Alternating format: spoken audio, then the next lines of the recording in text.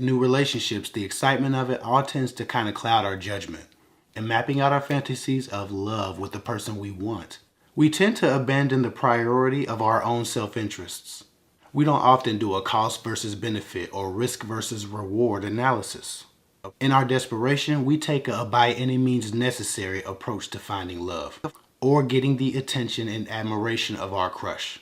The lack of pride that we show when we have chosen to chase a person by any means necessary does one of three things most likely. And contrary to a much more simple explanation someone might give, because it makes you look stupid, you don't chase guys because it ultimately does one of these three things.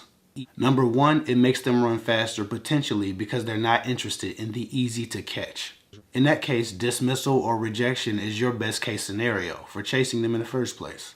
The second thing that could happen is it may expose your lack of self-preservation to others who will seek to dangle their rejection in front of you in order to manipulate you or misuse you. It basically broadcasts your desperation to be in a relationship. Now, if you've chosen a person who doesn't have morals, values, integrity, or any of those things that make them decent, you're in for a ride, but not the nice type. Or number three, it leads to the relationship we wanted, but it creates such a toxic dynamic of subservient behavior and a one-sided relationship that it ultimately makes us feel drained and used up, and we ultimately want to walk away from it anyway. Put simply, chasing men attracts unhealthy minds that will seek to control you. No healthy man wants to rule over a woman. And if it becomes obvious that you're not willing to walk away if you're chasing a relationship with a person, then you are begging to be ruled.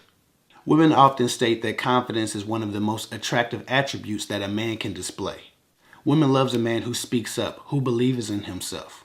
Not only when he approaches her, but just in general, how he lives his life. They want an alpha man who doesn't cower to rejection. But to crave that is not just feminine nature, it's human nature.